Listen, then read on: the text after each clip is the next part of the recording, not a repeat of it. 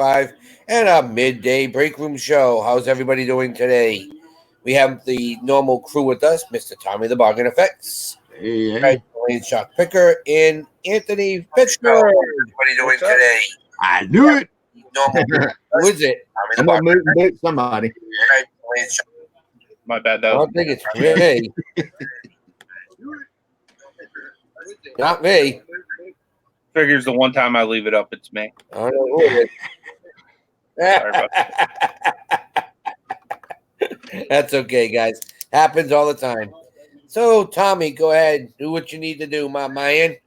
Yeah, I'm Tommy, the Bargain Effect. Like I say, just your average everyday flipper looking for value in items that other people overlook at all your local thrift stores, rubber sales, flea markets, and even grocery store. I like to consider myself a product relocation specialist because when you find that you have no need for it, I'm going to locate somebody that does. Cool. Mr. Craig. Hey, my name's Craig. I am the land truck. Come on! I'm land truck picker. The same thing every day. I sell on eBay, Amazon, Facebook Marketplace. Source all the standard things everybody does, plus Craigslist and Facebook Marketplace. So, really appreciate everybody showing up this morning. Thank you. Miss Anthony. Hey guys, my name's Anthony. I have a YouTube channel called Pittsburgh.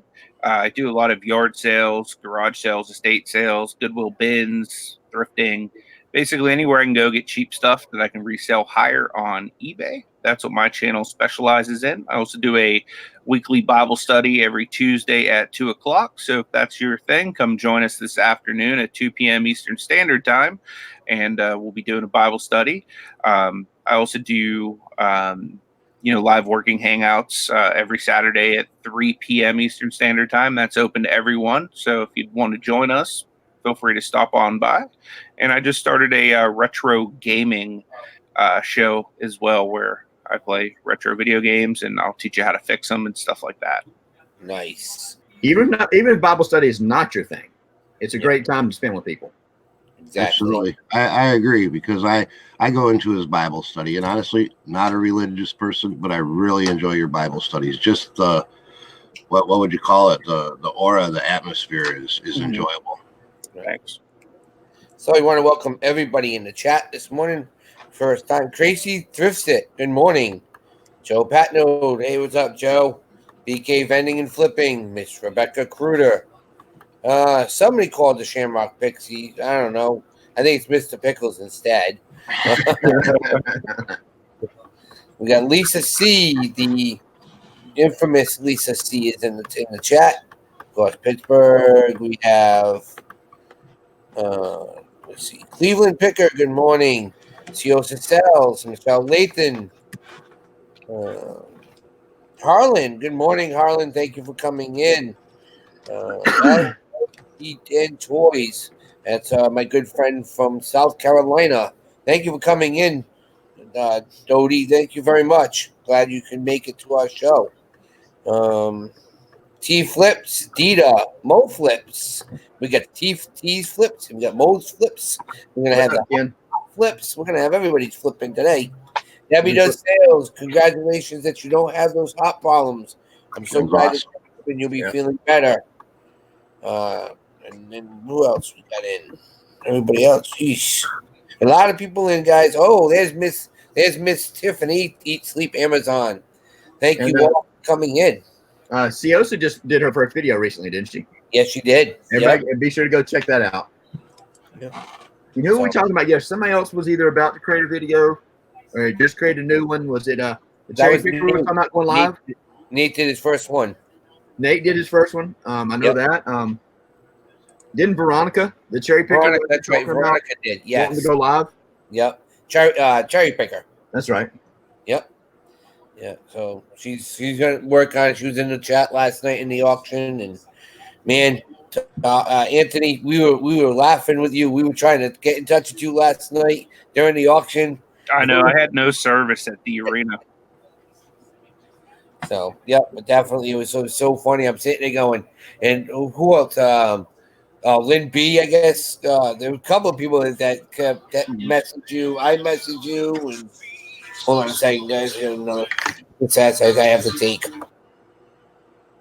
Yeah, talk about Lynn B. I thought it was funny. I don't know if it was last night or yesterday. She made the comment. I have a hard time calling her Pearl-Nini, but it's your new Yeah. thing. I always just call her Lynn B. She said, "You don't have to use the B." I'm like, it's just like part of your name now. I saw only if I say something, I know it's Lynn B. It's just Right. It's just become part of the LAG and toys. Yeah, Goodwill used to be a good source for finding things, but it's dried up after they got their auction site up. I agree. I've never had real good luck. I don't know how people are, but if I see Goodwill, I'm thinking Goodwill proper. I'm not thinking, because sometimes people call Goodwill, they use that as a generic term like a thrift store. Right. Goodwill here in Birmingham, I'm in Birmingham, Alabama. There's only one in town, and it's probably 50% Target returns. The big store. But I've never got real good luck at that store. But yeah, their auction business has kind of killed some of their inventory, at least at the corporate level.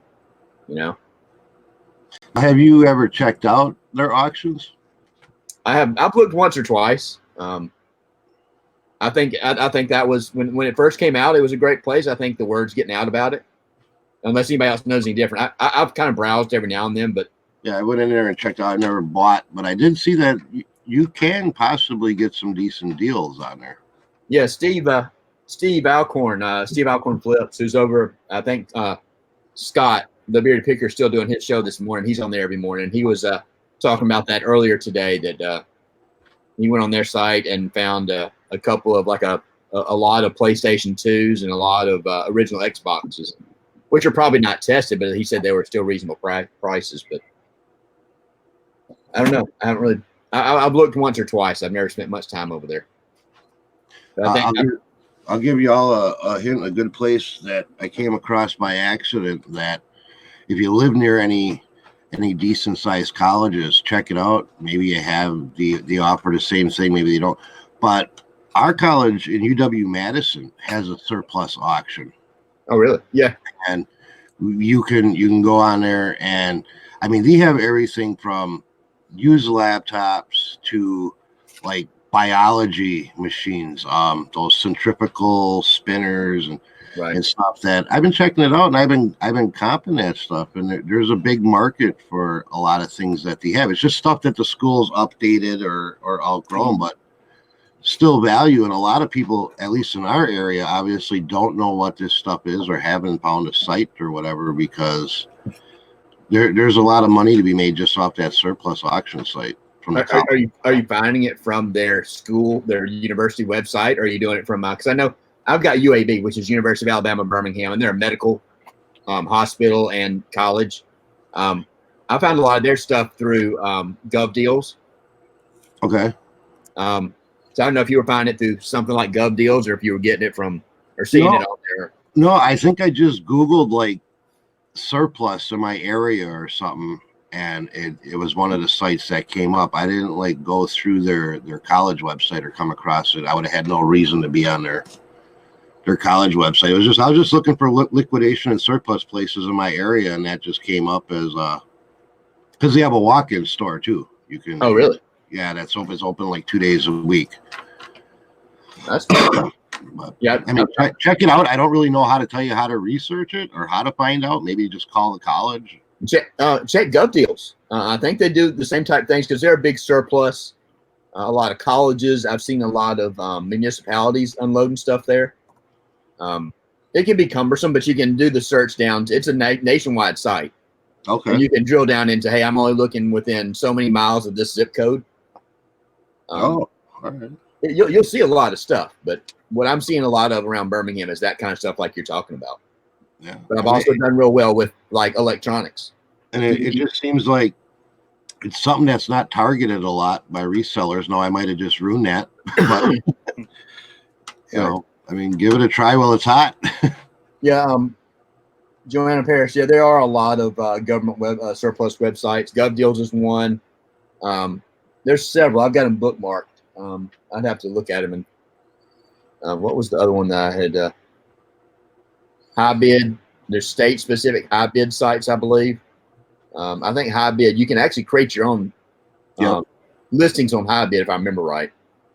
Yeah, you can do your own, because we have High Bid. I mean, there's probably 7 companies around us that host on HiBid. HiBid is basically just a hosting platform to run your own auction. And there's people that are making a regular business out of it within our area. Yeah. Derek's on the phone. Let me go ahead and say hey to everybody. There's a couple more people that have jumped in. Again, we appreciate every one of you that are here. Siosa Sales, I don't know if he'd said hello to you. Good morning. Tiffany had already said hello too. Good morning. Joanna Parrish, glad you could make it. I always like watching Joanna. She's big into canning apples. I think she has apple trees in her yard, and she does some really cool stuff with that. That's always fun to watch. Cody Bruh, good morning. Glad you could make it back again this morning. Thanks for stopping by. Diane Matthews, good to see you. Dita, good morning. I still use the Goodwill auctions because I live 5 minutes from the pickup. That's always nice. Yeah. Don't have to worry about shipping. Just me, Kathy. Long time no talk. Hadn't seen you in like 15 minutes. Good to see you again. Mr. Nathan, Red Nickerson Resales, good morning. Anybody else? Commonwealth Picker. Yeah, I got your message on Facebook earlier.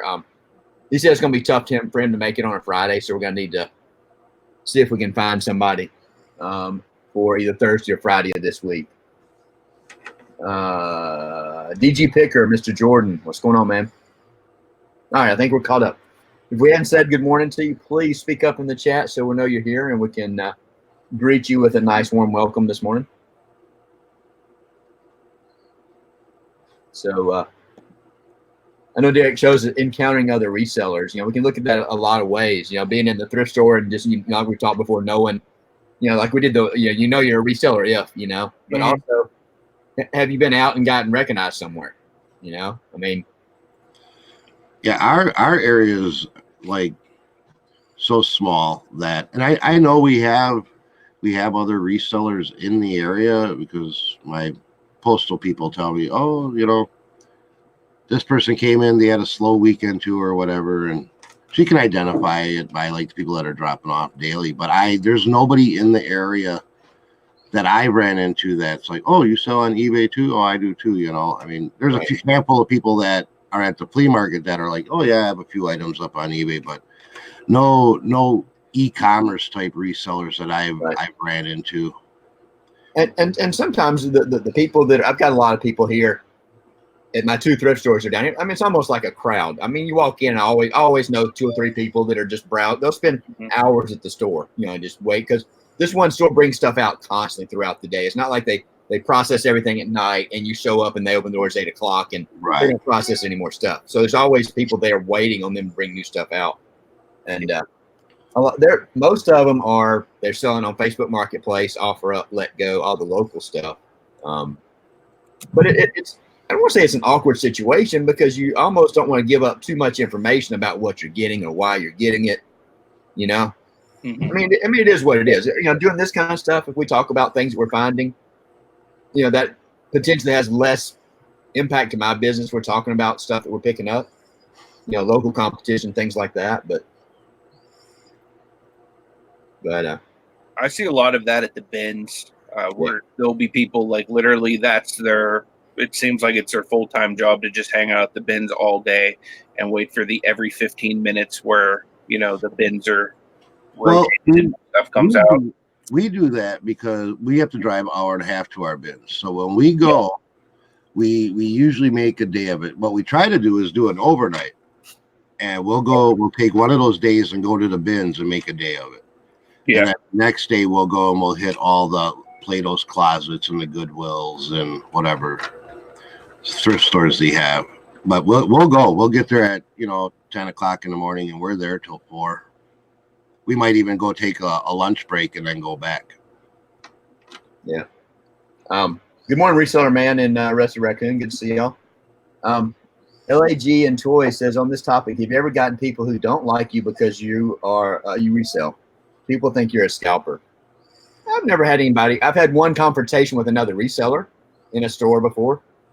Never had anybody frown on me. I'm not going to just, if you get asked about why you buying so many of this one item or, you have so many, you come out with a buggy full of stuff at the thrift store. Sometimes you get asked, I'm going to be polite. I'm not going to flat out lie, just say, hey, But I had a confrontation with one reseller in the store. I reached for a baseball bat. I thought he was going to take my head off. He started yelling at me in the store. He said, "You only look at these things because I do." I'm like, "And there's enough room for everybody." I said, "How did you learn?" He said, "I learned myself." I said, "Well, I've been around sports my whole life. I have a good, just like Anthony was talking about. He's, video games is his expertise. Mm-hmm. You learn and I was like, dude, there's room for everybody. I mean, if somebody picks up something in front of me and gets a score, I'm like, hey, great, fine, man. I wish I'd found. Do I feel bitter because he got it and I didn't? No. I've never really had any like negative, even like when you're at the bins or you're at Goodwill or whatever. I mean, they're resellers. You can the key thing, they got their phone in their hand. They're looking stuff up or scanning stuff. But I've never had really like a negative run-in with another reseller or competitive type thing. In fact, we were at the bins one time and there was this really nice Arctic Hat jacket. We both grabbed for it at the same time, and I gave it up, because I'm not going to be confrontational. I was like, yeah, go ahead. So he grabbed it, and then like 10 minutes later, he's like, nah, I'm really undecided. So if you want the jacket here, before I throw it back in the bin or whatever. So I mean, I've always had pretty positive type interaction. But what I get a lot, like with the people at the flea market, the ones that have only a handful of items, is a lot of questions. They're considering ramping up or doing more on eBay. So, you sell on eBay? How could I do this? Or what's the best way of going about that? So I get a lot of questions. Right. I've had both, especially with bins. Certain locations, I've had people that were definitely volatile towards me finding things. Other locations, like the one I'm going to be going to the bins tomorrow to do a collaboration video, and that bins I'm going to, like, there's people, if they see you have one shoe, they'll help you dig for the other. Or like, for example, like I had a whole bunch of plush one time, and I can't even remember what character it was, but they'd find like another one of the same character and they'd bring it over here. It looks like you really enjoy that character or whatever. So it's just it's a mixed bag. As far as like RA resellers go, I was at, we did a video where we went to every Ross in Pittsburgh, and I had one guy come up to me and he goes, "Wow, you have a lot of shoes there." And I said, "Yeah, they're all really good deal." And he said, "Yeah, I was looking for shoes like that." And I said, "Well, if there's a pair you'd like, you can feel free to go ahead and pull it out the cart. And, if you want it for you or your son, I mean, I don't mind, sharing some of the deals." And he goes, "Well, yeah, I was kind of hoping to get the whole cart." I'm not giving up the whole cart. I will, Right. you know what I mean? I'll give you like a pair or two. And he goes, "Well, normally I'm the one who gets all the deals at this location."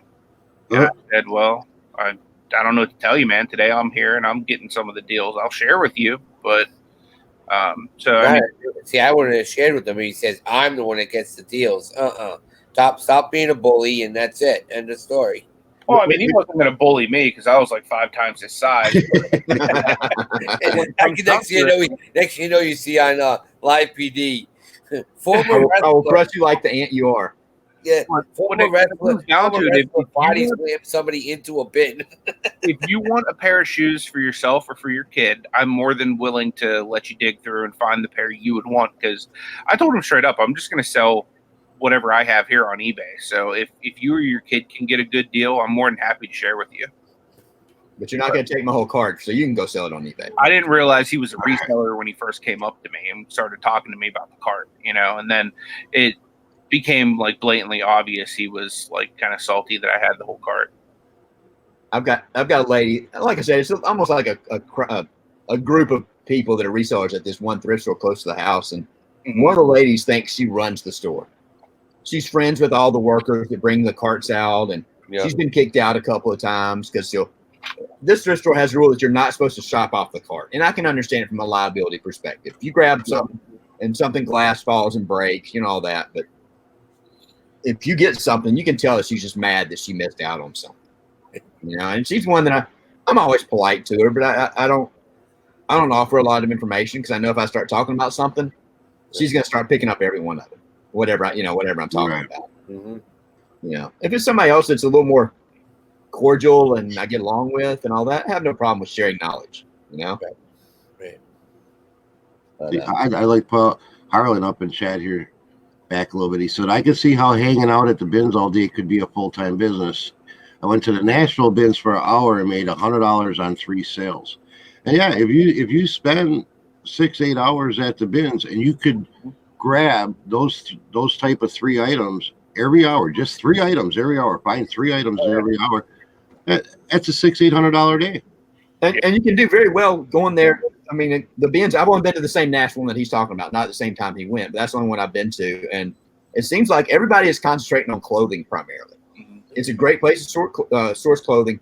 But I think where you're missing out, if you're not looking at hard goods and electronics and things like that, that's the harder stuff to pick through.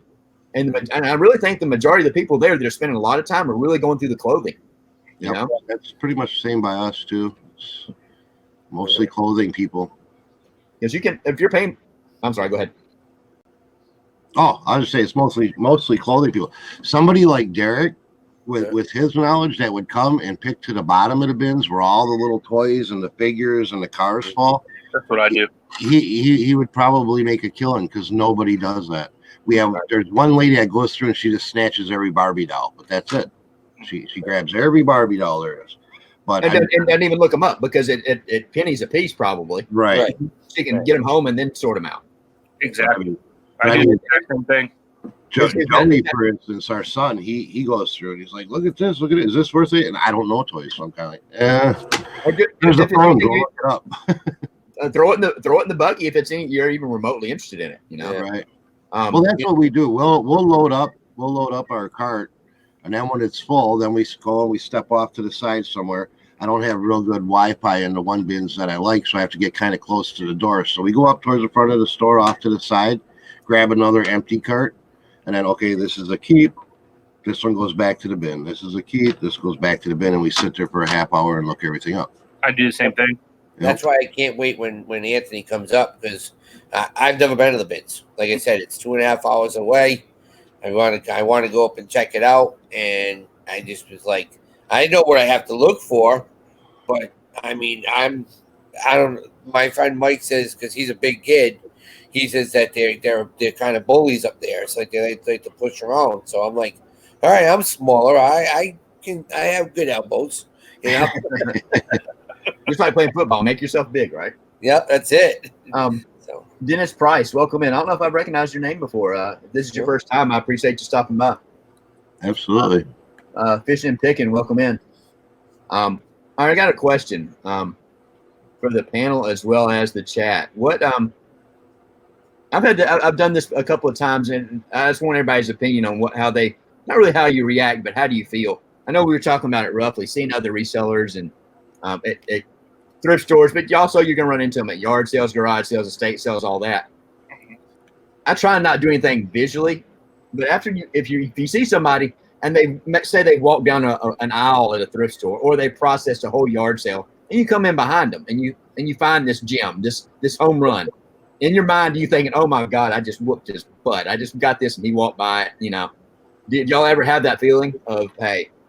It makes you feel good that you've got a little more knowledge on a certain topic sometimes, or a certain item. Yep.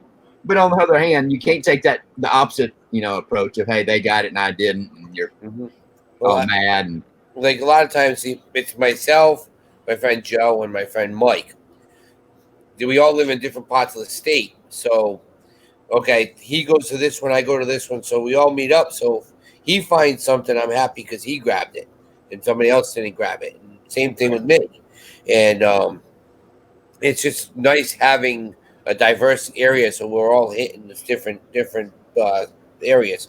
My friend, I can't believe that Dodie didn't know this, but LAG Toys, Dodie, they the bins are a Goodwill, and they're just blue bins that they just pile everything in, and you gotta literally fight to the death. Everybody says, I haven't been, but fight to the death to get stuff.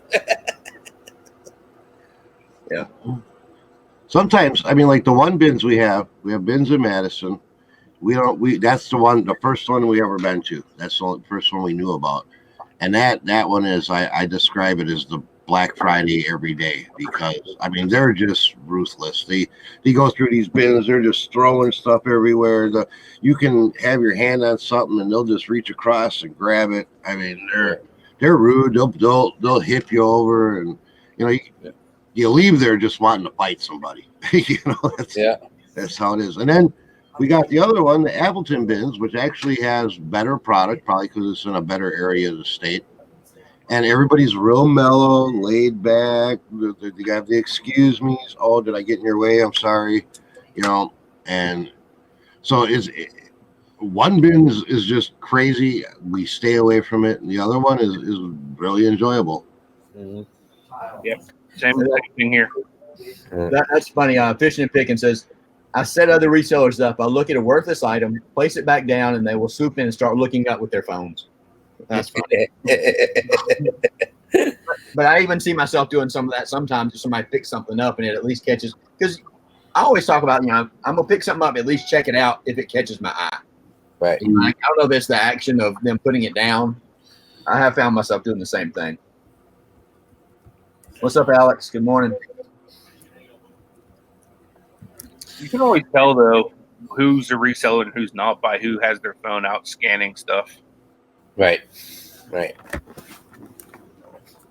I said, the savers around us, they're really catching on because their toy departments have been diminishing. The electronics department has been diminishing. Like I said a couple of weeks ago in one of the shows, that I got told by management that don't bother looking for toys anymore because we're not going to be bagging them up, and you will not find anything in this store because we send everything back. So we don't want resellers in our store. Like, isn't that? I don't understand that. I don't understand that thought process. You would think that not that these stores, not that these thrift stores and everything are out there to service us as resellers, but you would think that they're pushing away some of their best buyers. Mm-hmm. Right. So people are going to spend more money on a regular basis. Obviously, I don't want to say I feel bad, but there are people legitimately in these stores because that's where they have to shop. Yeah. Yeah. But, I'd be curious to see an overall nationwide statistic and see what the breakdown is on shoppers in these type stores. Mm-hmm. My guess is and it's changed over the last couple of years, but I really think it's a higher percentage of resellers than it is actually people in there that have to shop. Yeah. Right. And I don't mean that derogatory. I mean, it is what it is. Everybody has hard times, Well, we shop the thrift store, and we don't. I mean, for personal stuff, we shop the thrift store too. Right. I mean, we just went right here down the block. Every Thursday they have bag day, $7, garbage bag full of clothes. Guess where the kids got their school clothes this year? We don't shop there because we have to shop there. We shop there because, we're economically smart.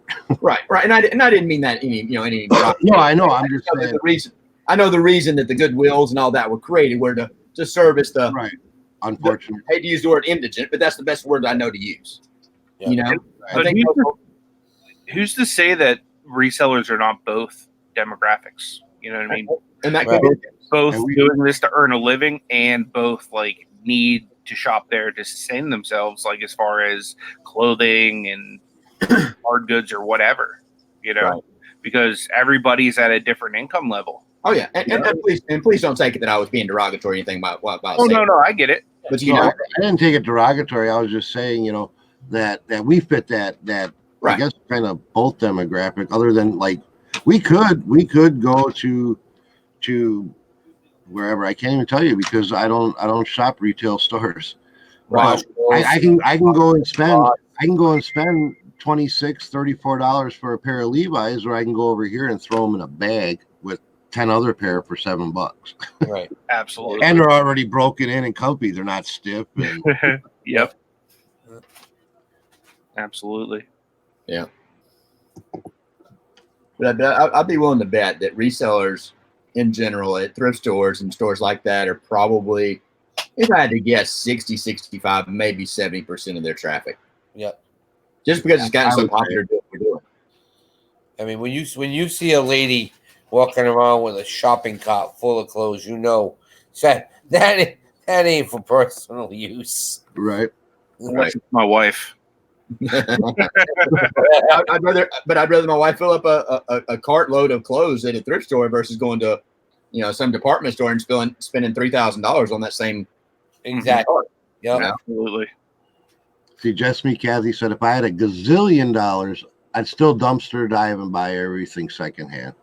It's just smart. It's smart economics. I've never been impressed by even when I was younger, the kids that were wearing Z Cavaricis and they were like, I paid $45. I got a pair of $45 pants. It was like, cool. I got Z Cavaricis. I paid $5.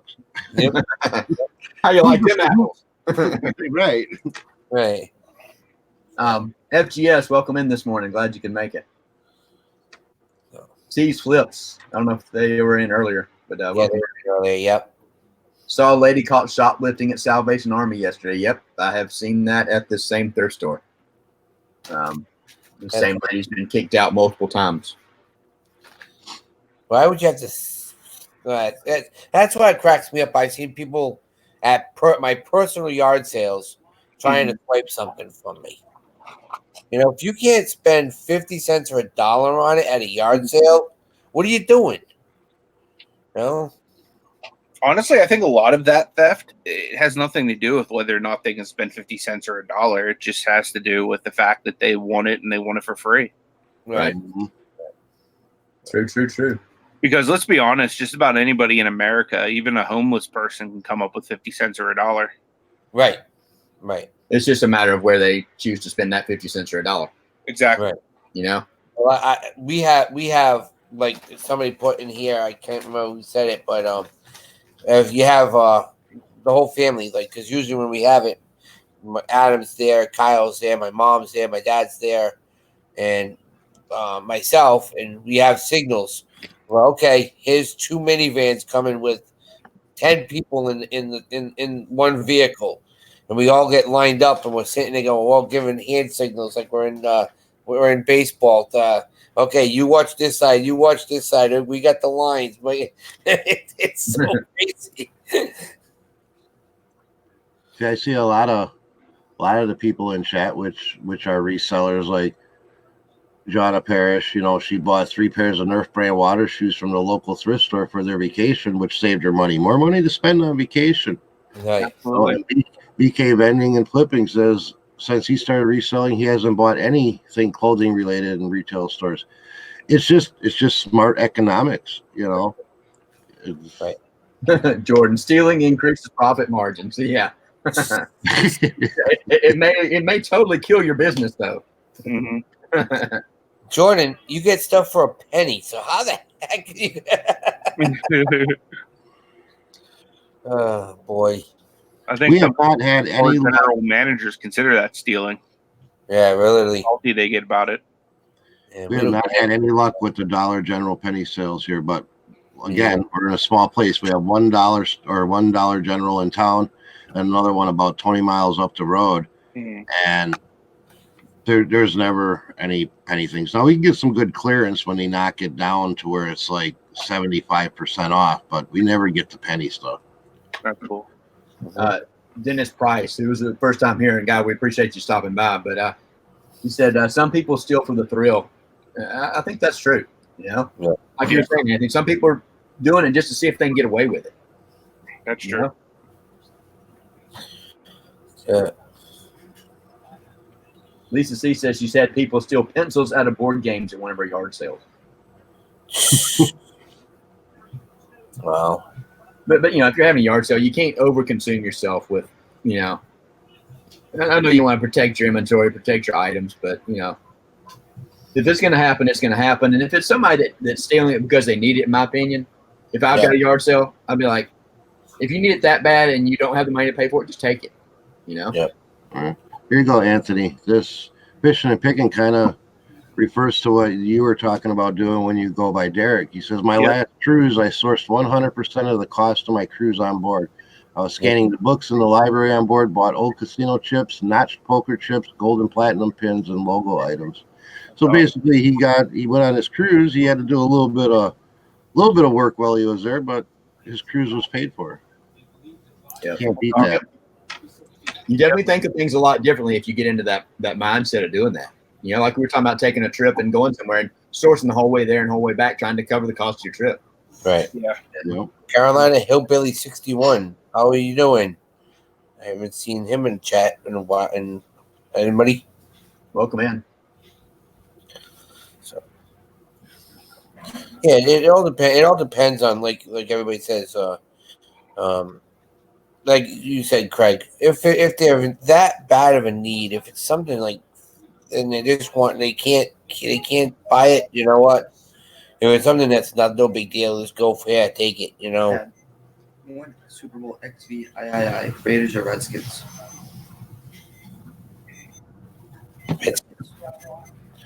So, but yeah, so it's just crazy. It's just, but somebody was stating something about Ollie's that they didn't find that Ollie's was good for reselling. It all depends on what Ollie's gets in.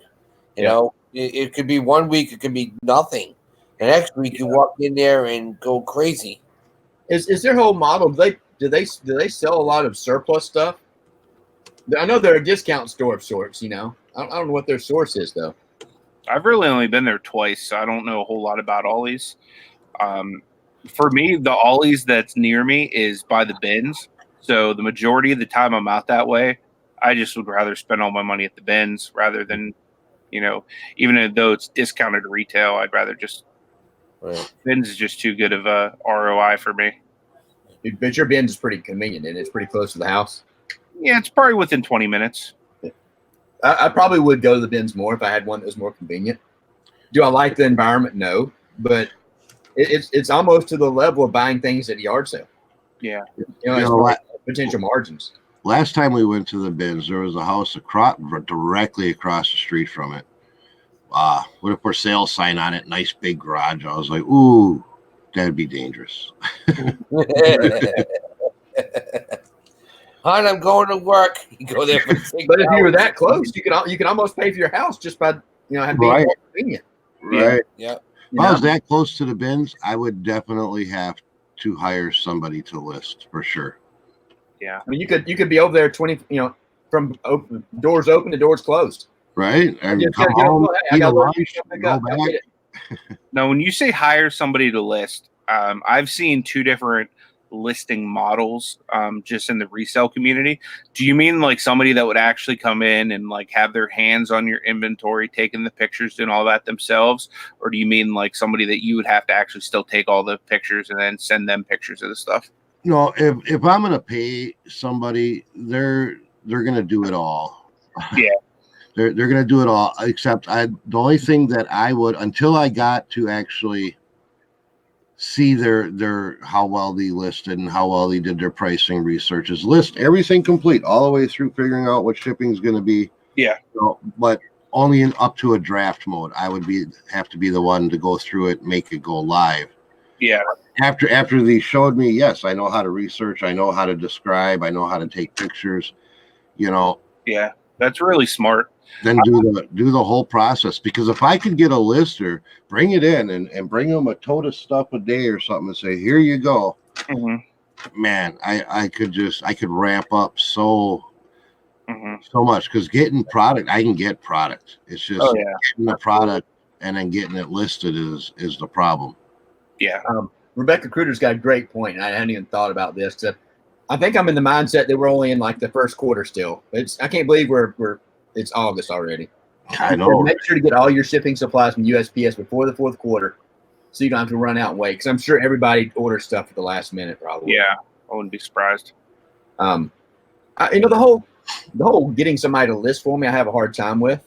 If I was going to get somebody, a VA or a person like you're talking about, to come in house and do it, I would have to have somebody that after a certain period of time, I could just hand a tote to and say, here, list all this, beginning to end. I know some people that use a VA and they take the pictures. When I say the seller takes the pictures, and then sends it off to somebody else. If I'm going to take pictures, I might as well spend another 3 minutes and complete the whole listing myself. That's kind of how I feel too. You know, not only that, I think you'd have to really trust the person too, because it would be a really easy atmosphere for theft, especially with the number of items that we typically keep on hand as a reseller. Right. And that's almost where, you know, I would be willing to hire somebody and let them work from their home. Because that way, like I say, I can take a tote at a time. Worst case scenario is I'm going to lose that tote to stop if they just all of a sudden decide to ghost out somewhere, but they don't have access to all my inventory, and I'm not going to notice it till something sells and it's not there. You know? Yeah, I could see outsourcing, and I probably need to. I need to probably put my oldest daughter to work, but I could see getting them to take pictures for me, and then sitting down and just bulk, you know, banging out listings. Yeah. But I can't see the opposite. And again, just because I think that's best for me doesn't mean it's best for anybody else. You know, just like we always talk. But I would have a hard time taking pictures and then letting somebody. That, in my opinion, that's 60% of the work or better. Right. The research, building the listing itself, unless you're selling clothing, you're working about, you know, worried about measurements. I think the pictures is 60+% of the job. Yeah. Yeah, I agree. That's why I say if I was to take pictures, I might as well do the rest. Yeah.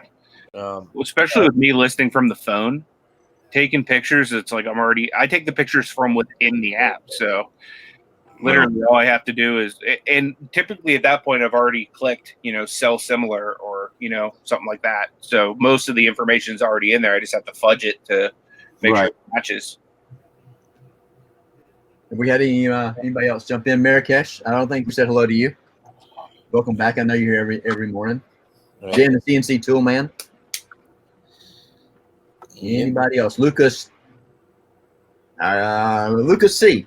I'm not sure how you pronounce that last name. It's a bad one, but if I try and say it, I'm gonna say it wrong. So, anybody else? Yeah. If you come in, please be sure you say hello so we can greet you. Yeah, when I was working at the consignment shop, I was doing a lot of their listing and posting and everything for them, and it really sucked because, I mean, they still had dial-up. So for me to do one posting took me almost 25 minutes because it took forever with the camera to download the pictures. I'll be right back. I gotta hit the restroom. No Chacon. That's how you say his name. I actually started my, I don't want to say like reselling journey, but my professional eBay journey maybe 10 years ago. A friend of mine was a power seller for eBay, and I was his lister. And well, technically I did his shipping too. So essentially he just picked the stuff, and I would go to his house. You know, I worked for him for a summer. I'd go to his house every day, and you know what I mean? I'd go back and forth. He lived like a block away from a storage unit. So I'd go back and forth between a storage unit and his house, you know, grabbing inventory, listing inventory, bringing inventory back. And then on the weekends, we would take, he had two separate inventories. We'd take his flea market inventory out to Rogers and sell that off. So technically I cut my teeth being able to do it for somebody else. And, you know, I got to play basically with his payroll. So I got to find what's good buys, what's not good buys. And it helped me a lot in starting my own resale business, having that prior experience doing this for somebody else. Right. Well, that's the same thing when I was at the consignment shop. That it was the same thing. We would set up a flea market on the weekends at the shop, and I would see everything that would come in, and the person she had all the money, she had all the investment. And I would just sit there and, okay, this is cool. Yep, do this, put this on. Yep. And that's when Craigslist was even big too. So we would throw about 20 things on Craigslist every day, and just go at it and have fun, and then. Yeah. People would come in and try to sell stuff and be like, it'd be awesome because I would have first dibs at it because if she didn't want it, so it's sitting right there for me. Yeah, that was the other nice thing too. Is Craigslist was big whenever I was working for him as well. So I was basically his, like, you know, making deals on Craigslist, running to go get inventory for them, that kind of stuff. Right. So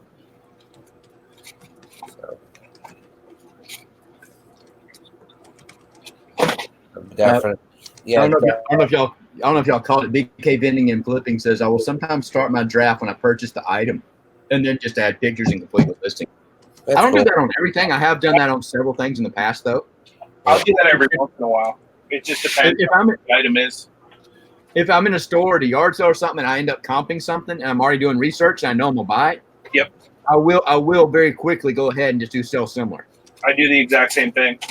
I mean, I'm already on that page, and if I know I'm gonna buy it, why do I need to waste time when I come back home to read? Exactly. Do I do it with everything? No. That's a great point.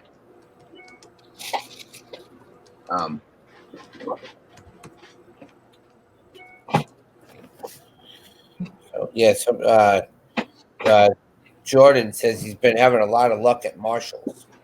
Marshalls and Ross. It's a hit or miss. And, it could be perfect one day, and then the next day it could be nothing. We went to Marshalls and Ross last time we were down in Madison. Yeah. Thumbs up, Destiny. What was it? Marshalls we weren't impressed with. Ross we really liked. Marshalls was it wasn't very impressive, and their prices were crazy for the things that they had in there. Ross, on the other hand, I fell in love with that store. Ross we actually got personal purchases from. I know people buy a lot of shoes at Ross and Marshall. Mm-hmm. Right. I've looked once or twice. I think Tommy Bernhard was talking about it one day. I think you got to be careful there with shoes. Just you got to go. It's not your day to be on a show. I think sometimes that you could potentially end up with blemished items or seconds. I do too. Right. I think Tommy was saying that one time, and if it was Tommy, I don't remember, but there's a red B on some Nikes, and the way I understand, that's like a blemished or a second or something like that. Right. And get those, just be sure you disclose that. I haven't bought anything at Ross or Marshalls. I think, Anthony, you said you had, but. Yeah, I buy stuff at Ross as much as I can. Typically, though, when I'm there, and I'll full disclosure, the majority of the time I buy there is whenever I find the extreme markdowns, like I'm paying anywhere from 49 cents to like $5 or $6. Those I will buy cartloads of. I don't do a whole lot of the higher priced RA stuff, and that's just because the way that my business is right now, I need the money to reinvest like ASAP. So for me to sit on, a bunch of like $30 to $50 shoes, like I might as well just like quit reselling. You know what I mean? Like I don't have the bankroll, and I don't have like a business credit card or anything like that right now. If I had a credit card and I had like a revenue, some way to back that money and not need to remake the money right away, then absolutely I would do that. I've considered taking out a credit card, but my credit's not really good. So for me, like I would probably have high interest rates, and I just don't want anything else eating into my ROI. Yep.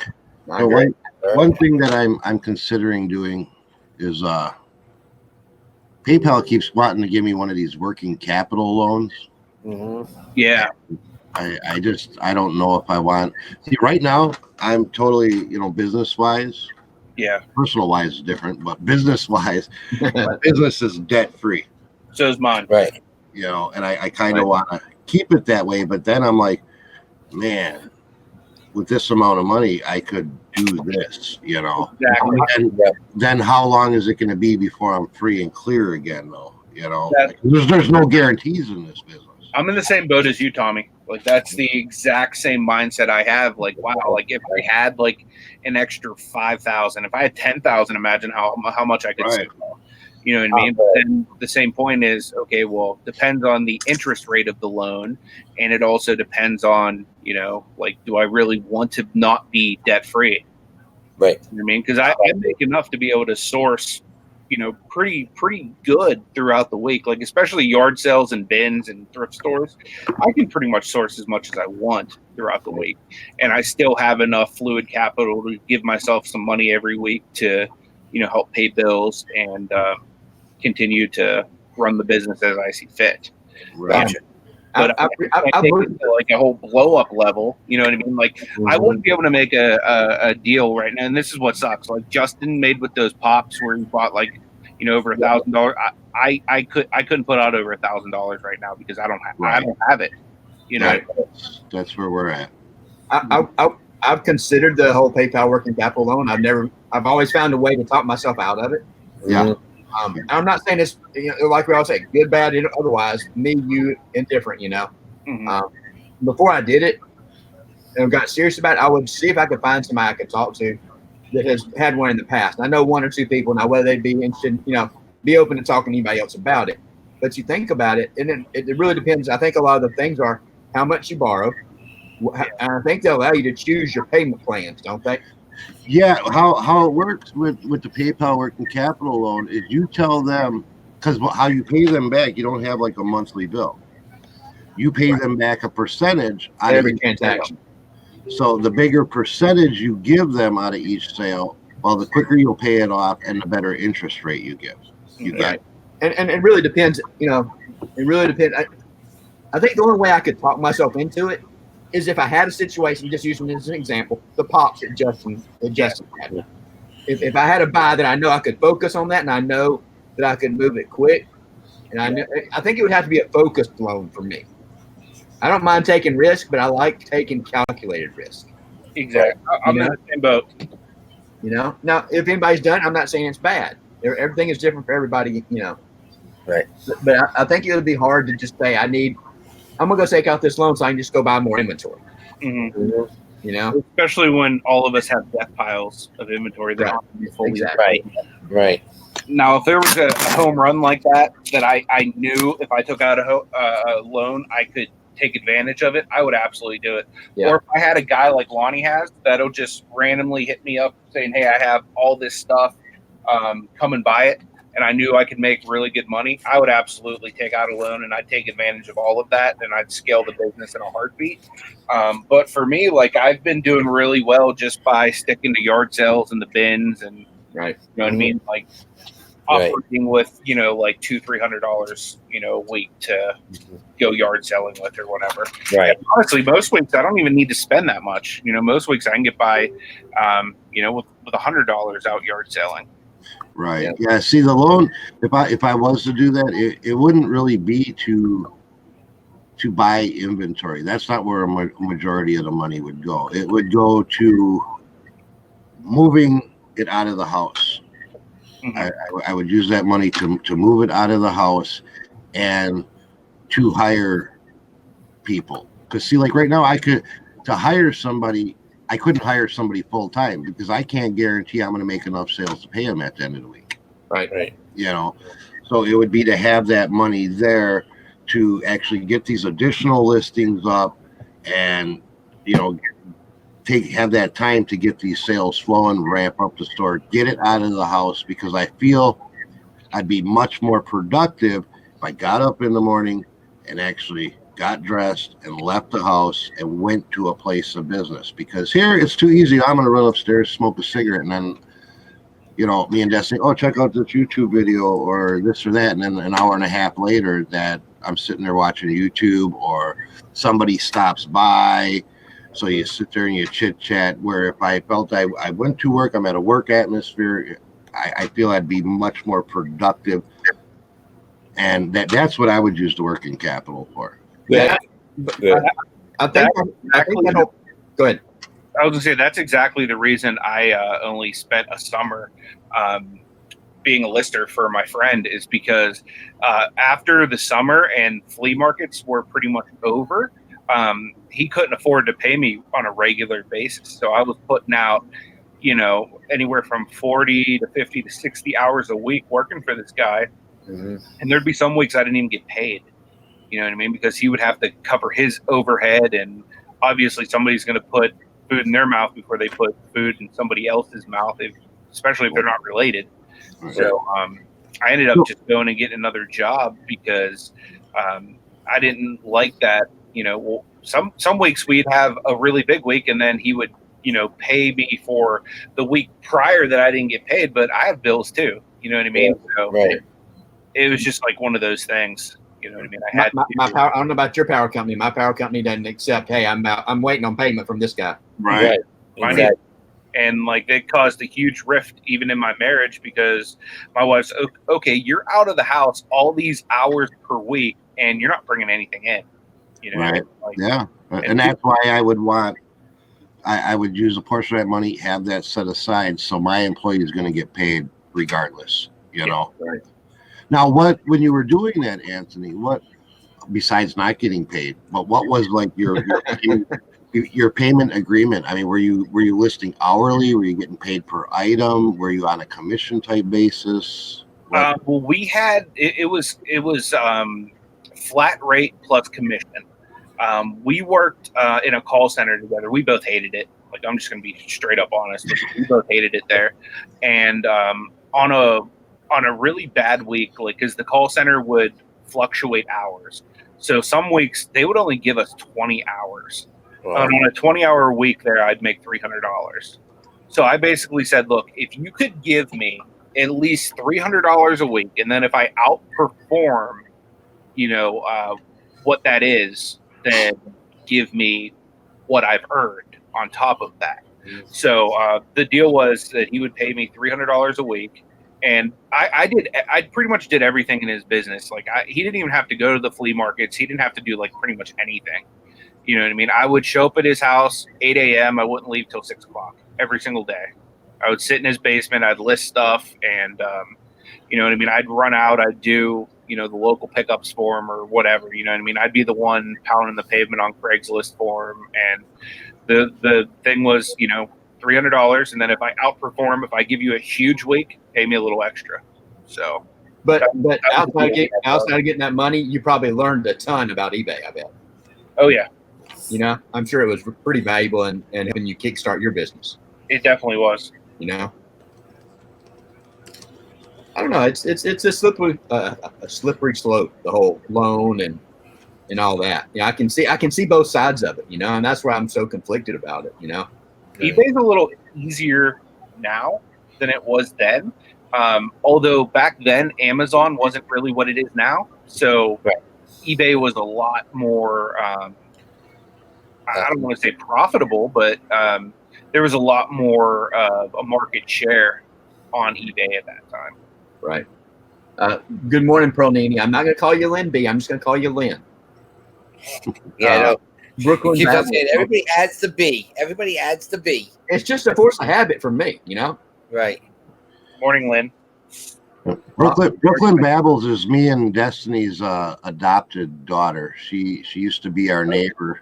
That's right. I remember you saying that. We just took her like under our wing or whatever. She was actually contacting me. She's having some car trouble, so I got to go over there after we're done on the live here, see if we can get it figured out. But she said she's subscribing to everybody on the panel, so that's awesome. Hey, good deal. I like that. I don't turn those away. We love those gray subscription boxes. Yes. Mm-hmm. That's it. I'm going to start auctioning them off on eBay, see if I can get anything for them. I'm sure you could.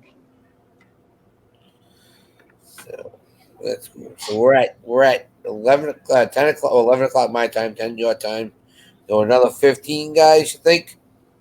Yeah. Yeah, that's fine. That's fine.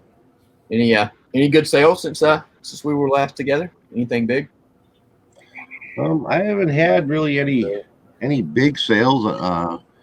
I sold a pair of cleats, Adidas cleats. I sold Cleats today too. And it's probably a great season for that. yeah, Baseball and football coming up.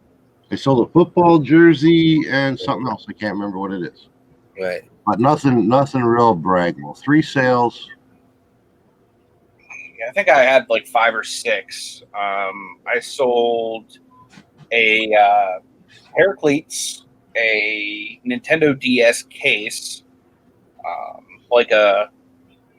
I don't even know, some kind of electronic switch box type thing.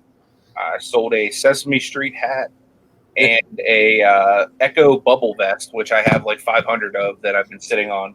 I got them for $2 at the end of winter last year when Ross was basically liquidating them. Nice. I don't know if y'all saw it. Misha Renee in the chat. Welcome in. Yeah. Misha she- was she- on her live. Yeah, she was on Darlene's channel for a little while this morning. Yeah. Yes, yes, Greg. Yes, it's $19.99 now for her. So you can't Exactly. charge you $39.99 anymore. Yeah. We still need to figure something out. Were you saying that would Thursday or Friday be better for you, Anthony, to have somebody on this I week? would prefer it to be Friday just to keep with Okay. the theme of Okay.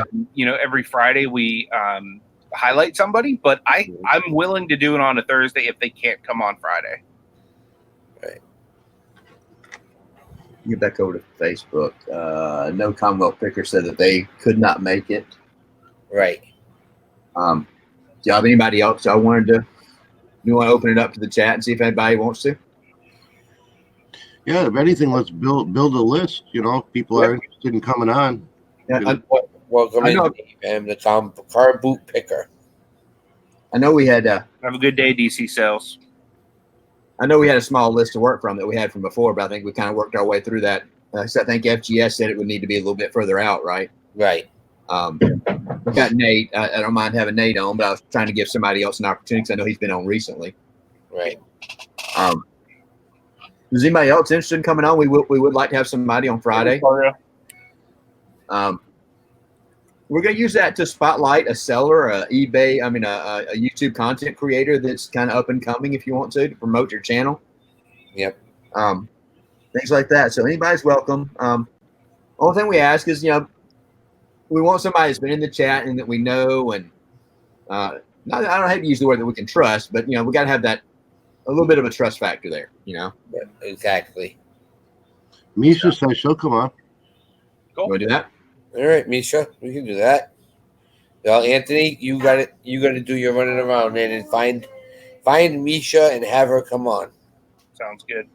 That'll work.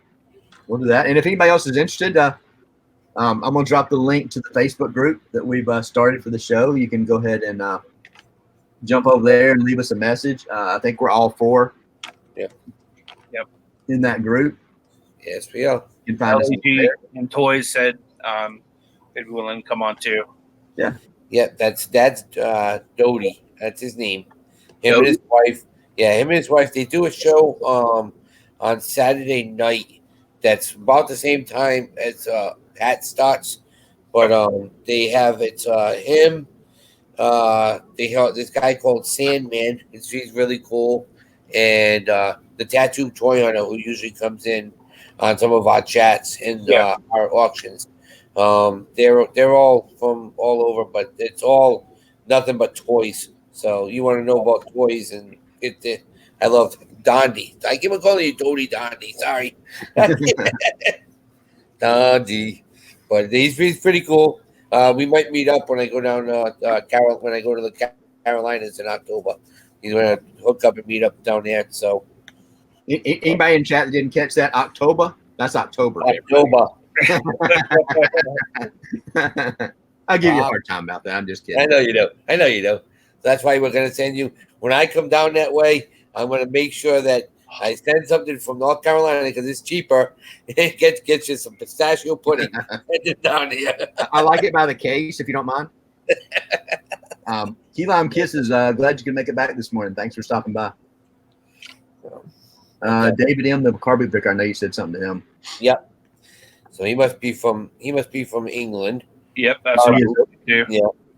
He is over that way across the big pond.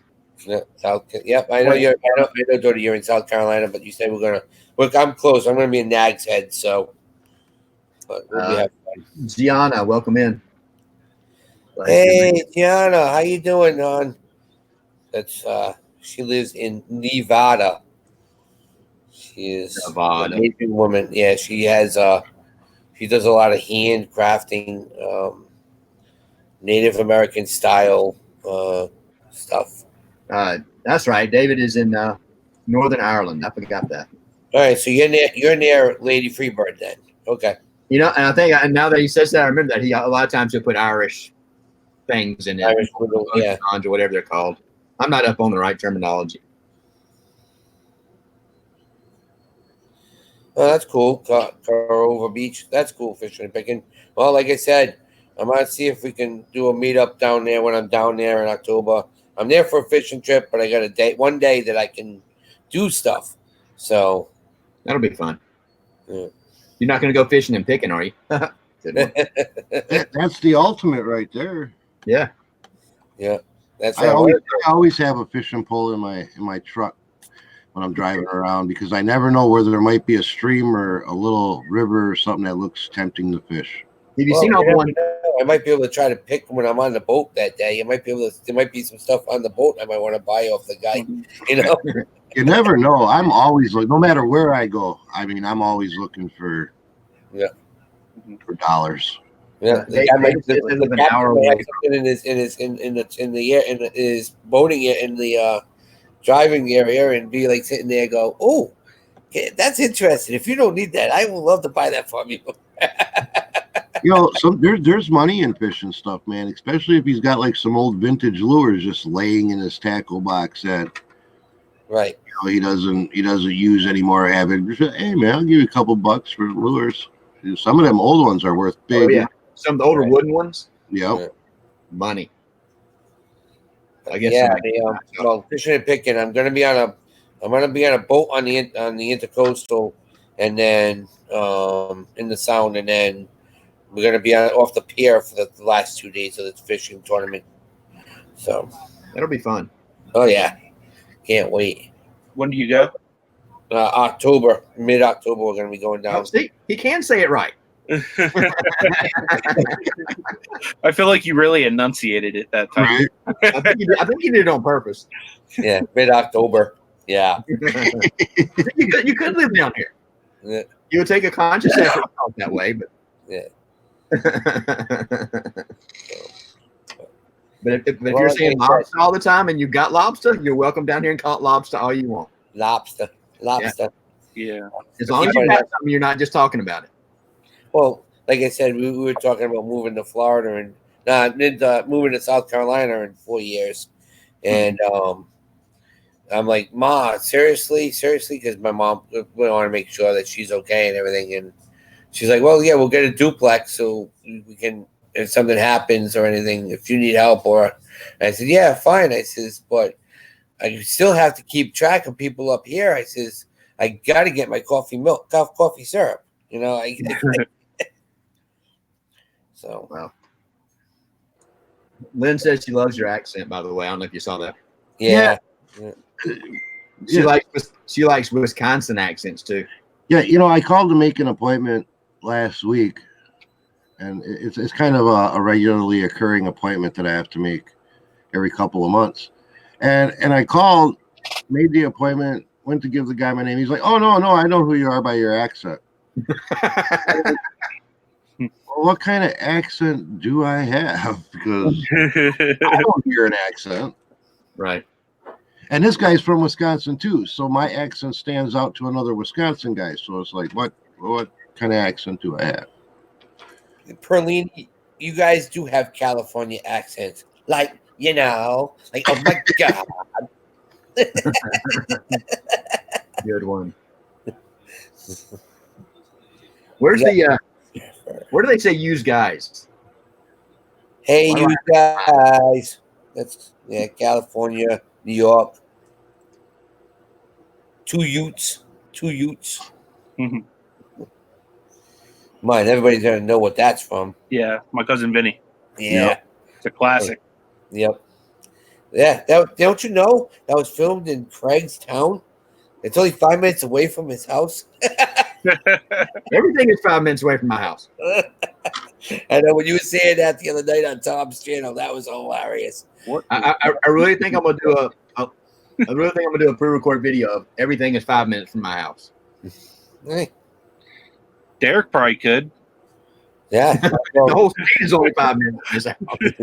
Well, it's so funny because you see some of my videos, I'm like, okay, we're in Rhode Island, all right, we're in Massachusetts. It's like, what? Yeah, we do have. We are very close to everything. All you got to do is watch Live PD. East Providence, where I live, is on there on Friday nights now, and you'll see where I live. Very easy, and you'll sit there and you go, "That's not a town. That's a town, not a city." I think they've done a couple of episodes here in Birmingham, I Yeah. believe. Yeah, I don't have that thick of a Pittsburgh accent, Lynn. If you want to hear what a Pittsburgh accent sounds like, you could look up a channel called Pittsburgh Dad. Basically, a lot of people in Pittsburgh watch him. He's somebody who basically makes fun of our dialogue and like the way Pittsburgh people act. Mm-hmm. He's fun. They call it Pittsburgh. What's it called? Pittsburgh Dad. No, but no, the accent in their whole. Pittsburghese. Yeah, that's what I thought it was. Yeah. Yeah. Being from the South and working up there, when I was up there before, you could definitely hear a different accent. Yeah. I don't get it from you. Yeah. Good morning, Texas made food. There's a lot of stuff that we I guess kind of say weird, like for example, like if you're talking about downtown, they'll say downtown, or Derek sitting on his couch. Catch. Yeah. That's a couch or a sofa. And you'll actually hear it whenever you hear Nate talking about the story. He always talks about his buggy, which is essentially a cart. Right. Yeah. We call soda pop. Everything is other places do that too, but Yeah. all sodas down here are pop or Cokes. Do you guys where you're at? Do you guys have bubblers? Yeah. Buffalo, water fountain. Yeah, I remember when I was younger, went down to Kentucky, Lexington, Kentucky, and I asked for a bubbler, and he looked at me like I was from another planet. Yeah, we don't say y'all, Ricardo. We say yins. Yins. Hey, yins guys. See? What Like, you got over there and at? It's Yeah, y'all down here for sure. Yeah, we get the cockies, not the car keys. Cockies. Yep. Everybody's different, and like I've said before, if everybody was the same, it'd be a boring world. It really would. Yeah. If everybody had the same opinion, if everybody acted the same way. And I know that we say for sub we call it a hoagie. I don't know what other places do that, but I've been in other states and they go, what do you want? We don't sell those here. Hoagie and pop? Exactly. And to me, a sub and a hoagie are totally different. Really? Right. It's two different sandwiches. Like a grinder. That's a hoagie. Mm-hmm. Huh. Yeah, I totally, because they're two totally different sandwiches, different breads, Right. different way it's built, Yep. everything. Like if you have an Italian grinder here in Rhode Island, it's totally different than you're gonna get from an Italian sub somewhere else. Mhm. Totally different. You just better be ready to like some good Italian hot and spicy meat there, because that's what you get. I'm a fan. Yeah, what is that? That Capicola? Capicola. Yep. Gabagola. Yeah. Anthony's gonna have one of those when he gets up here. Thanks, Right Mark. from the Italian deli. He's gonna sit there and go, "Oh man, this thing." Yeah. Looking forward to that. Yeah, that's right down the street, 5 minutes away from my house. Nice. Berlini likes my coffee cup. I know, it's pretty cool. Got it at the thrift store. I got a couple different Yeah, cool. Nice. I American love ones. looking at mugs. Mugs are so fun. Yeah. I like patriotic or fishing mugs. Those are my two. What do you mean, Misha? Misha says, "Are people coming in?" This is just our group on. Oh, so you were talking about coming in. Misha, we were talking about having you on Friday mornings. We usually keep our normal crowd on the panel on Monday through Thursday. Unless somebody's out, we may bring somebody in. But Friday mornings, we're going to have a spotlight the seller, spotlight the creator. We really haven't come up with a good terminology yet. We'll bring a guest in on Fridays and let them choose a topic or be involved in the conversation from a panel perspective and all that. Yeah, I think she was confused when you put the link to the Facebook group. I think she thought that was a link to come in now. No, that's We do that on Fridays, Misha. Are you able to do it on Friday, Misha?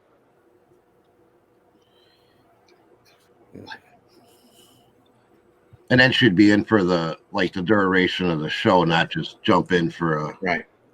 Right. Joanna Parrish said a hoagie bun is different from a sub bread. Yeah, it is. Totally. We just call them all hoagies here. It's just bread. No. Perlini says my daughter says North and South Italy don't like each other. No. It's the Italians don't like the Sicilians. right. That's the deal. I know I've talked about in the past. I've got a pretty long history of working in the computer industry, the IT industry, and that industry, from a employee perspective, is there's a lot of people from India.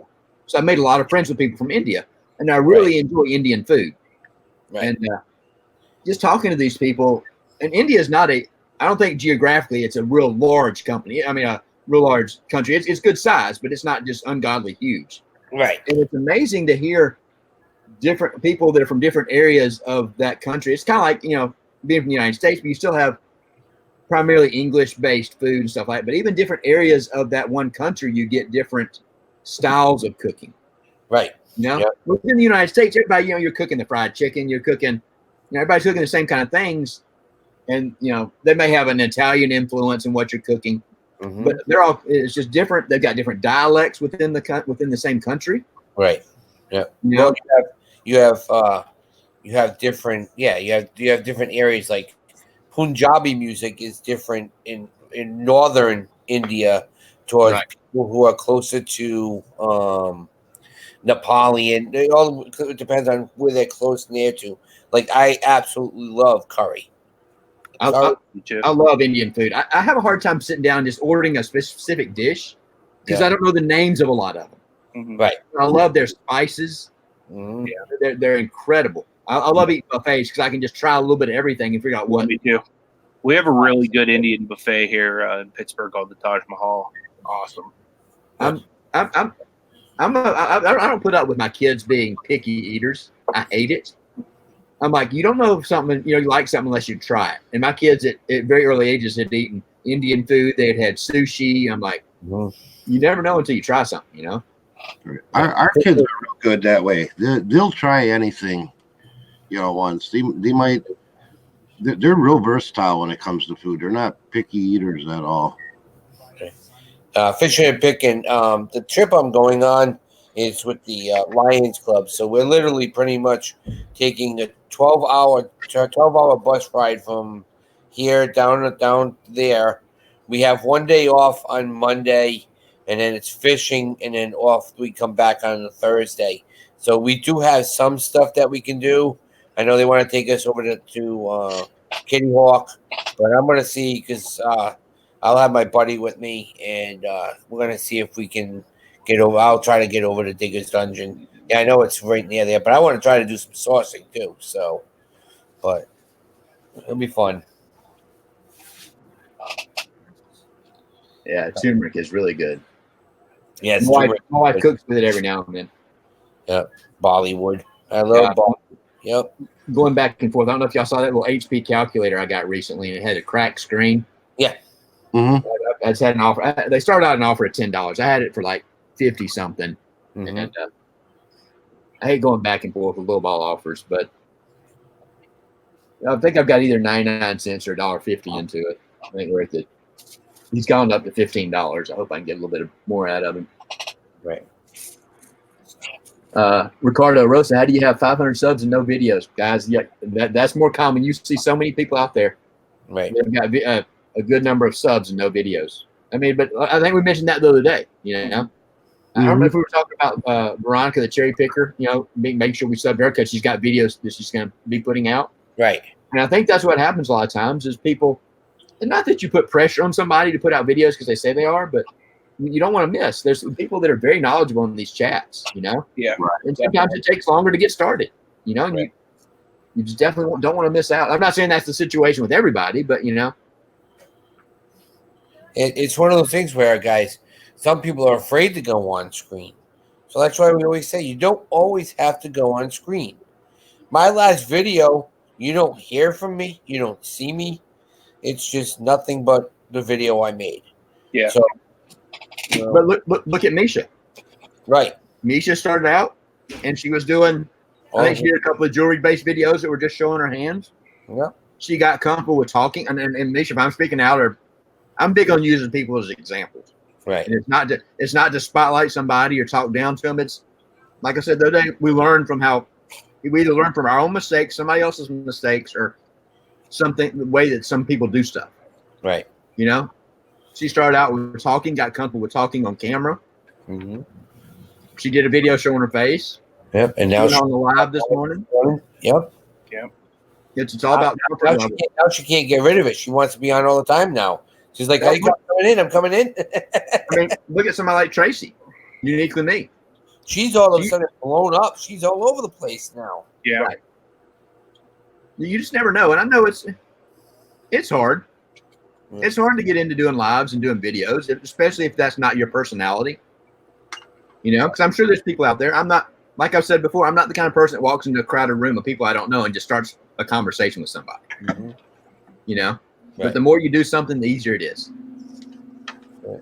Yeah, I'm not afraid anymore. I mean, I'll walk in a room, like you said, walk into the room, we start talking to different people, and they're like, oh, then I'll be like, listen, why don't you come over and watch my YouTube channel? And I did it at the wedding. I was doing that at the wedding the other night.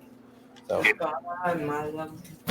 mm-hmm. So, and that's the way you got to do it. It's like, okay, it's all over, right? John Parrott saying, Craig, I feel better with how-to or testing videos. Yeah. Yep. If you want to get into YouTube, start with something that you know very well. Right. Because you'll feel more comfortable, you'll feel more relaxed. Yep. It'll get you used to talking. And the reselling realm, and just because I did doesn't mean it's right. I started with a haul video, which is very common. Right. And I did some what solds.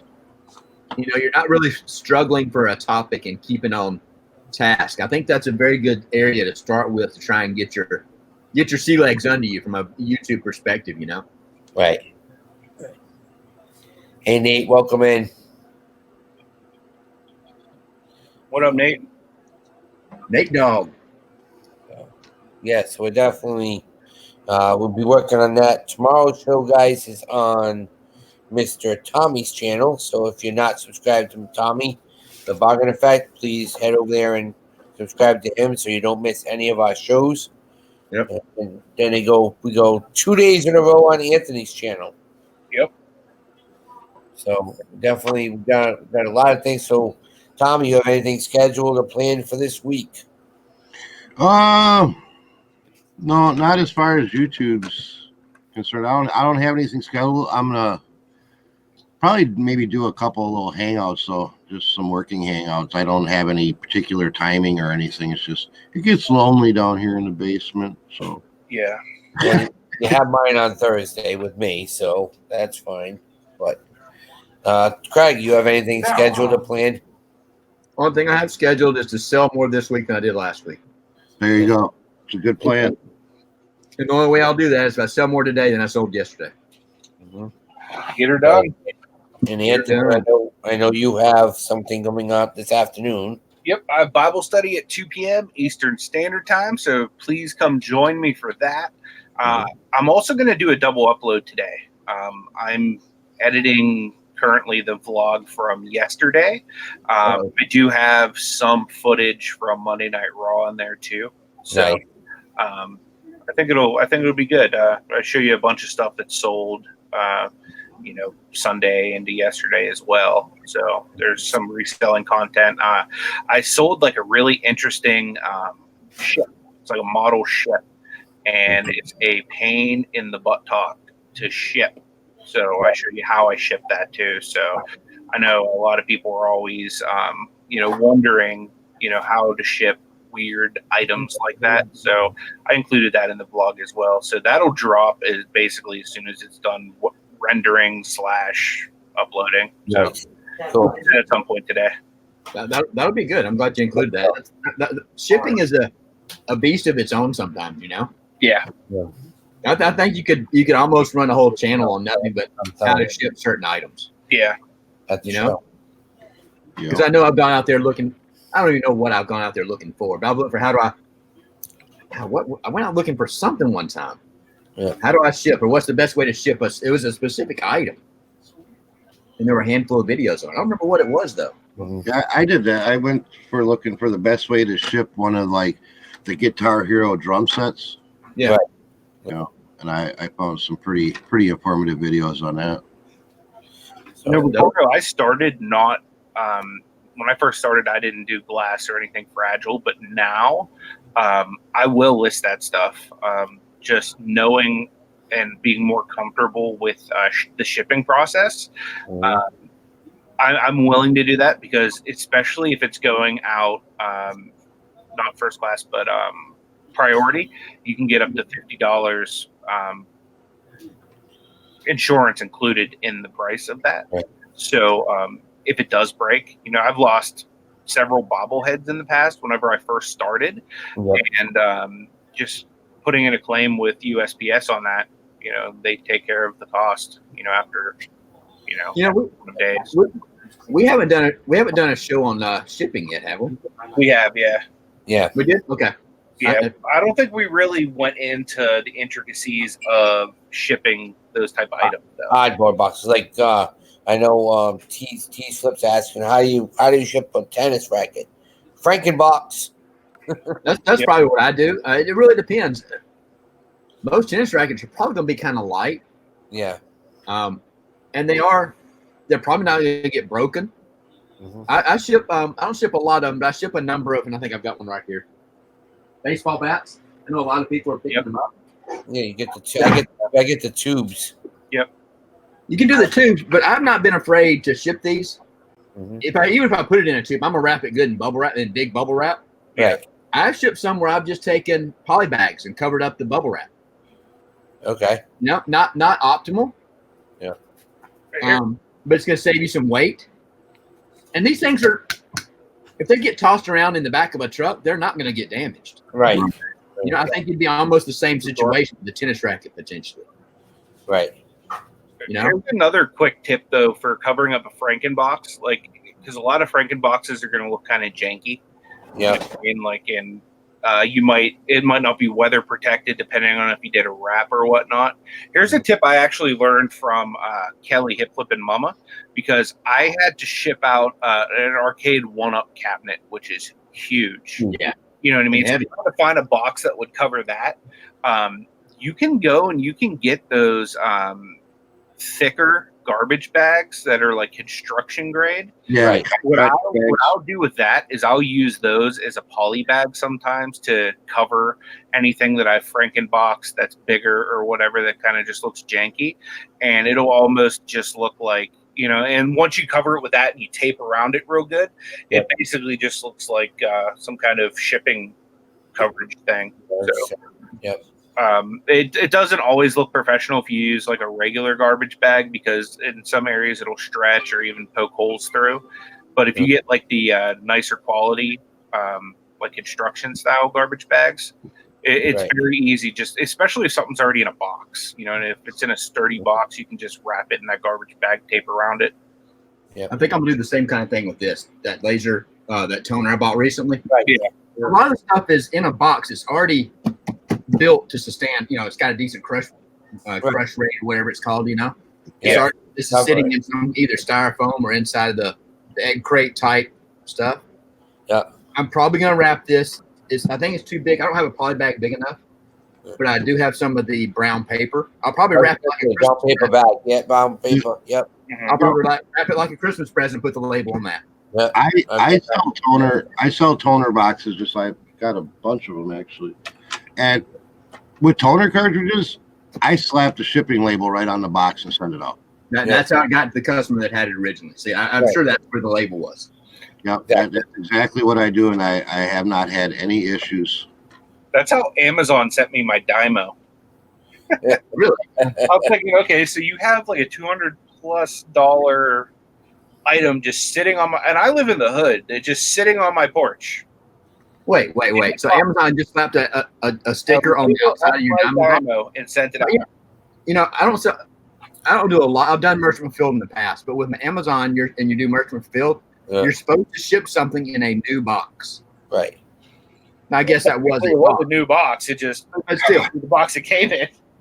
That's odd, and that's where I have trouble with Amazon.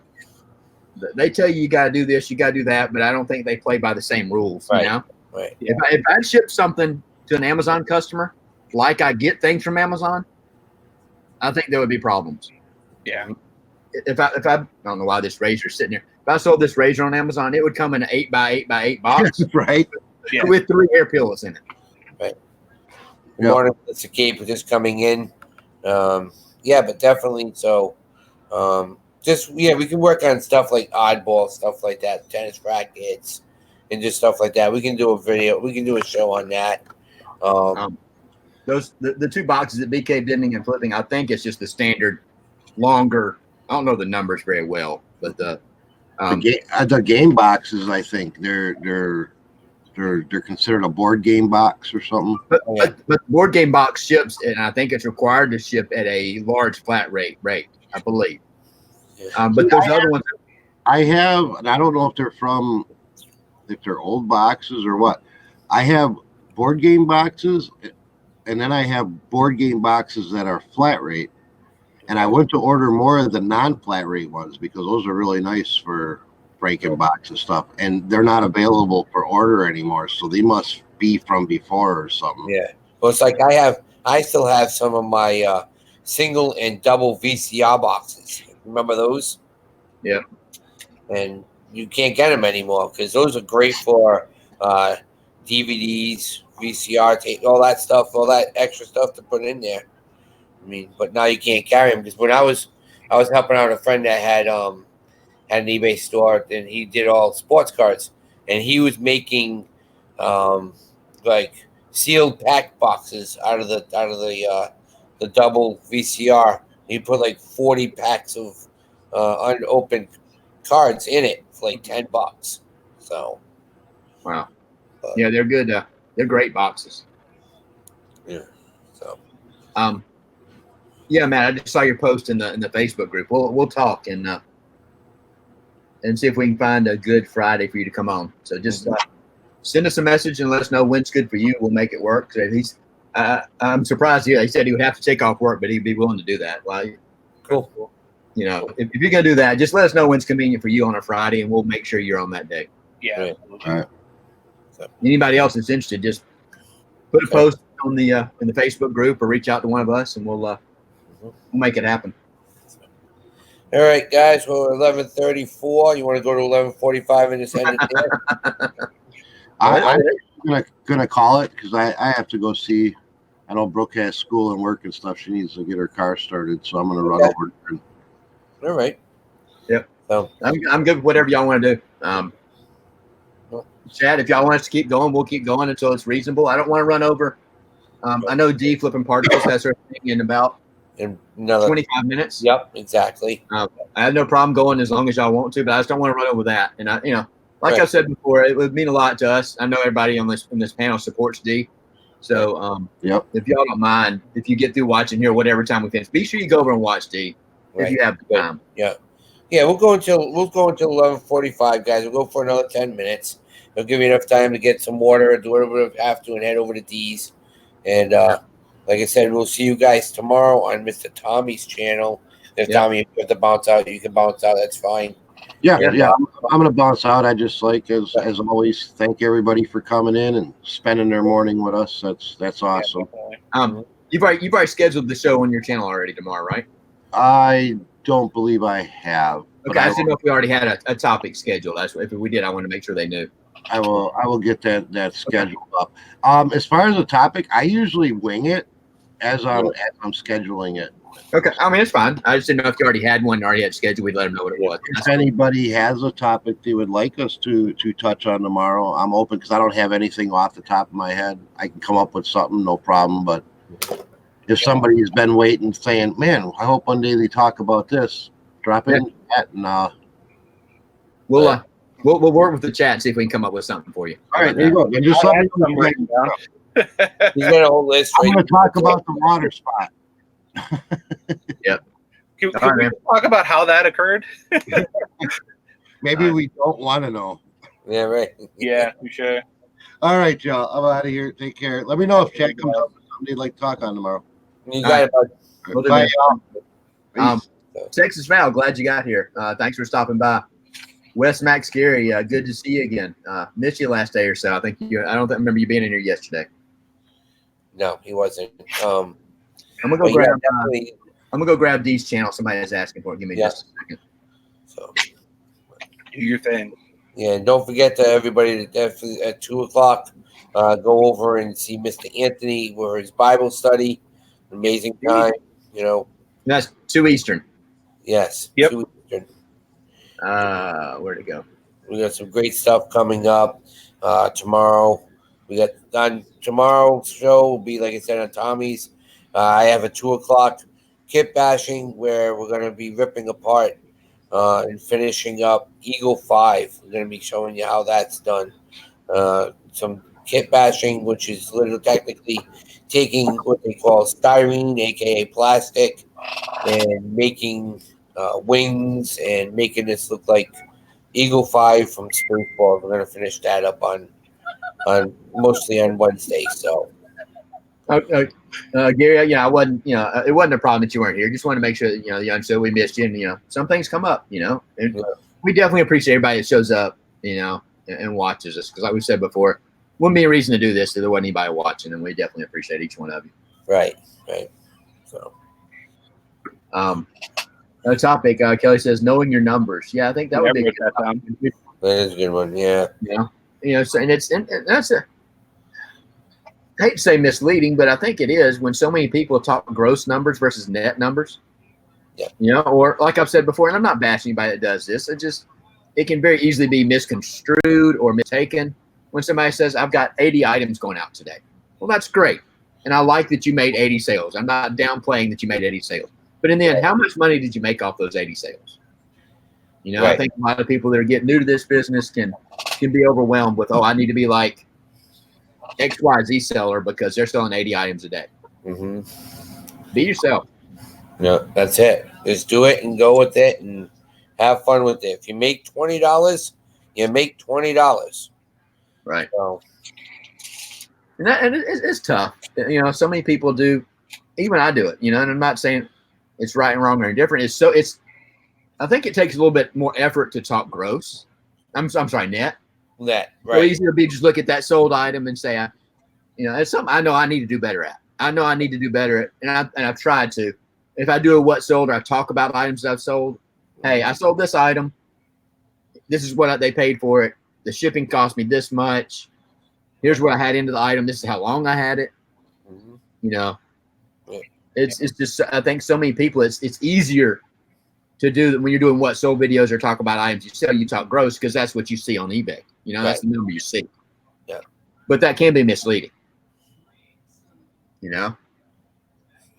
And Gary, we're I'm gonna use one of Anthony's terms. Anthony mentions that he's inclusive on his channel. Yeah.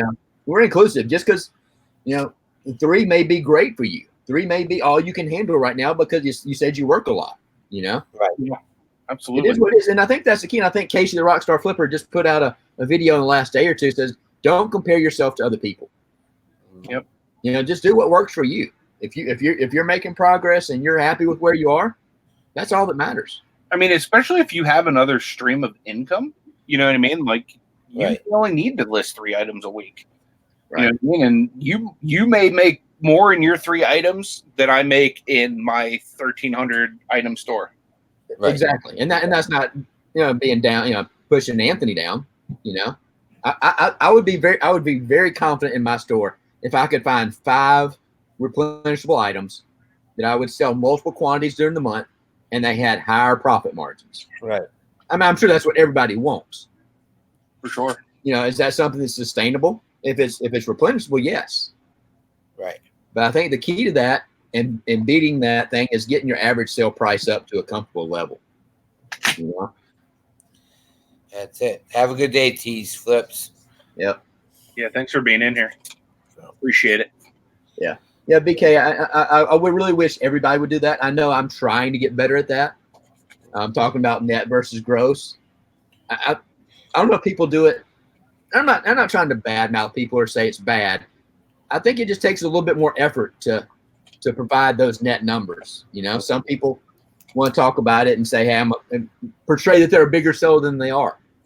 Right. Now, it takes that little bit of effort to, keep up with it. If you're doing business right, you know exactly what you have in an item. You know what your margins are. Yeah. I mean, again, I'm not trying to badmouth or cause trouble with anybody. It's just, Right. But from a content creator perspective, people want to hear big numbers. That's it. And if they don't, then they're like, okay, well, he must not be doing well. I just hate that if you talk growth, sometimes it can be very misleading, especially to somebody that's just getting into the business. Right. And that's the other thing too. We're all at different levels. You know what I mean? I've only had my eBay store since October. You know what I mean? So I couldn't expect to be hitting the same numbers as, for example, like Lonnie does. You know what I mean? Being that he's been doing this for a lot longer and obviously has much more experience than I do. You know what I mean? So I think for what I've done since October is good. You know what I mean? Like, could I right now sustain me and my wife if neither of us had outside income? No. But do I make enough to contribute my portion to the house? Yes. But I guarantee you, your approach, your quality of inventory, your margins on certain items has gotten better since you started in October. Considerably better. Well, yeah, without a doubt. And I think that's the key. You can't jump in day one thinking I'm going to do $5 million in sale. It's a growth process, especially if you're new to the business. Right. Learning how to source, learning what to pick up. I went through the whole clothing route, and I got to the point where I went through picking up the average run-of-the-mill polos and all that, and I said, I'm just not going to do that anymore. Right. It's not worth my time. You get into that whole opportunity cost. What is it? There's an economic terminology for it. I can't think. Opportunity loss, opportunity cost, whatever it is. Right. Where is my time better spent making $5 profit on that polo, or is it that 20 minutes of listing the item better spent on processing, testing, and listing a DVD VCR recorder that I can make $175 on? Right. Exactly. Yeah. Again, it doesn't mean that because I do that, it's right. Everybody's in a different situation. That's like you always say every time. What works for you doesn't work for Anthony. It might not work for me. So. And Matt, BK Finning, I think that's kind of tough to do. I think that's why I know I've got a lot of stuff that I probably would, if I look back now, I wouldn't have bought, and a lot of that stuff is stuck in my death pile. Yeah. They're not bad buys. Right. They're just not. I look at things a lot differently now than I did a year and a half ago. Like you were saying, Anthony, Yeah. And it's not that it was a bad buy, but just when I pick up that razor a year and a half ago, I may have picked it up because I make $3 or $4 off of it. Yeah. It's not worth my time right now. And it's not because I'm any better than anybody else. Right. When my fingers are right. Lost a fingernail, but other than that, we're fine. But so, all right, guys, we're getting right at the end. I want everybody to go back over and see Dee's channel. Should we start in 15 minutes? I'll drop that link again while we're in here. Yeah. Anthony, any final say and any final words? No, just feel free, guys, to check out our Facebook group. It's a great place to network and to help each other succeed. I think that's the heart of everyone that is a part of this show is we're community focused. We're not inward focused. We're not here for what you guys can do for us, but we're here to give back to the community and to be an active part of it. Nice. Mr. Craig? Yeah, I agree. Like we've said in the past, don't be afraid to drop links or send us messages for promoting things. I think all three of us at various times and various levels have had help from other creators, and we just feel the need to pass along that help to other people. Not that we're any better than anybody else, but we definitely appreciate everybody that shows up every morning. If you're new, thank you. If you enjoyed it, we do this every morning, 9 a.m. Central Time, 10 o'clock Central Eastern.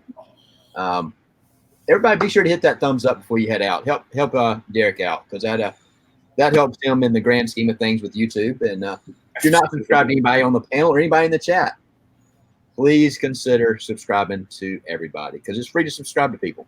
Right. Yep. All right, guys. I want to thank you everybody very much. Go over and check out Dee And don't forget to check out Mr. Anthony at 2 o'clock Eastern Time on his Bible study. We'll also see you guys tomorrow on Tommy's channel. More toys, more fun. We'll see you guys later. See you guys. Have a good day.